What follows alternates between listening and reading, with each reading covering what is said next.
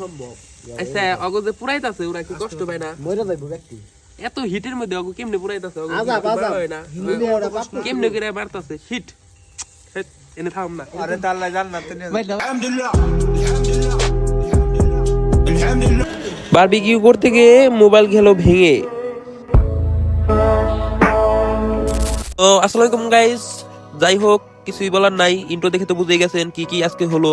তো এইসব বাদ দিয়ে এখন কাজের কথায় আসি। এখন আমরা বারবিকিউর জন্য প্ল্যান করেছিলাম, তাই বারবিকিউর সকল আইটেম আনা শেষ।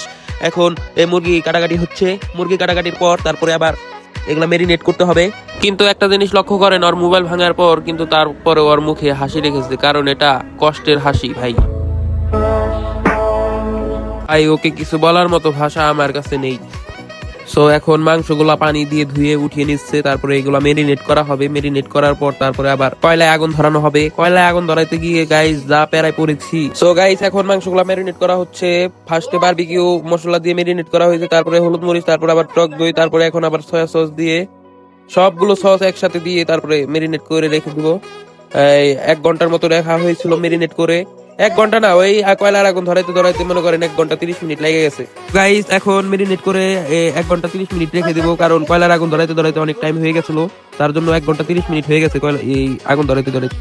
নিচে টিন দিয়ে এবং চারপাশে ইট দিয়ে মাঝখানে কয়লা ঢেলে দিচ্ছি, তারপরে এখানে আগুন ধরানো হবে। আগুন ধরাতে যে টাইম লাগছে গাইস কি বলবো। সো বেসিক্যালি এখন কয়লায় আগুন ধরানোর জন্য আমরা সবকিছু আগুন ধরানোর প্রস্তুতি নিয়ে নিচ্ছি। আগুন ধরিয়ে দিয়েছি। এখন কয়লায় আগুন ধরতে যতক্ষণ লাগে গাইস, এখন টাইম বাজে 9টা 18 বাজে গাইস। দেখা যাক কয়টার সময় আগুন কয়লায় ধরাতে পারি। আগুন ধরাতে ধরাতে গাইস মোটামুটি তাও দেখিয়ে যে টাইম দেখাবে হানু এখন 10টা 20 বাজে গাইস, তার মানে 1 ঘন্টা 30 মিনিট। যাক আলহামদুলিল্লাহ কয়লায় আগুন ধরানো শেষ। এখন এই নেটের উপর দিয়ে তেল দিয়ে দিচ্ছি যাতে জানি এই মাংস লেগে না যায়। যাই হোক মাংসগুলো এখন আমি ভালো মতো বিছিয়ে দিচ্ছি যাতে যেন কোনোটার সাথে কোনোটা লেগে না যায়। লেগে গেলে মাংস ছিঁড়ে যাবে, এর জন্য আলাদা আলাদা একটু ফাঁকা ফাঁকা করে বিছিয়ে দিচ্ছি। এখানে সবাই আছি আমরা, এই চানে সব চানে একসাথে, এই যে আরেক চানে সব চানে। সো গাইস মাংসগুলো বিছিয়ে দেওয়ার পর এখন আবার মাংসগুলোর উপরে মশলা ব্রাশ করে দিতে হবে, না হলে মাংসগুলো পুড়ে যাবে। তার জন্য আমি ভালো মতো ব্রাশ করে দিচ্ছি হালকা হালকা করে নিয়ে। আপনাদের জন্য একটু অরিজিনাল সাউন্ড রাখছি।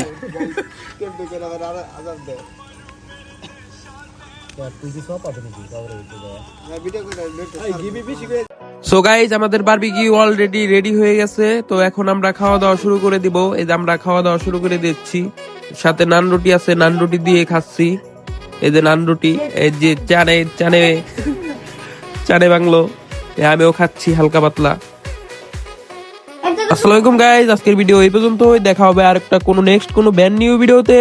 Till then take care, see you soon.